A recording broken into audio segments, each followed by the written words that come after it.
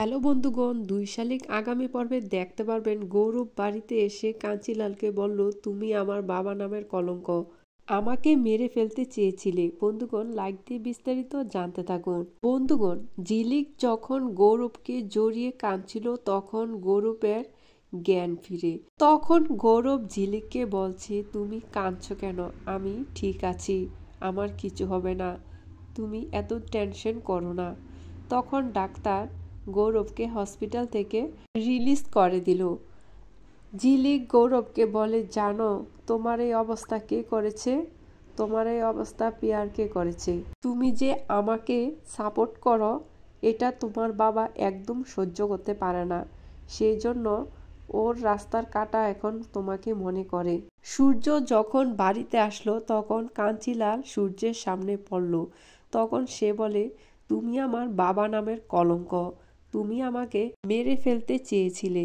তখন গৌরবের মা এসে বলে, তুই এটা কি বলছিস বাবা? তোর বাবা কেন তোকে মারবে?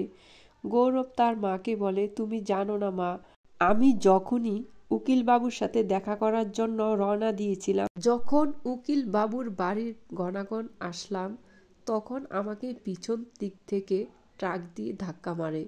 তখন আমার আর জ্ঞান নেই, তবে এতটুকু মনে আছে দেবা ছেলেটা আমাকে গাড়ির সিটের সাথে শোয়ালো। আমি আর কিছুই বলতে পারবো না, কে আমাকে হসপিটালে ভর্তি করেছে কিছুই আমি বলতে পারবো না। ঝিলিক কাঞ্চিলালকে বলে, আপনি যতই চেষ্টা করুন না কেন আমাদের কোনো ক্ষতি করতে পারবেন না।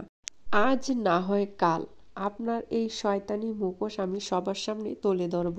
পিয়ারকে বলে, তোমরা আমার কিছুই করতে পারবে না, আজ পর্যন্ত কেউ আমার ভালো বাঁকা করতে পারেনি, তোমরা কি জিনিস? বন্ধুগণ, ঝিলিক গৌরব কি পারবে কাঞ্চিলালের অপরাধের সাজা দিতে?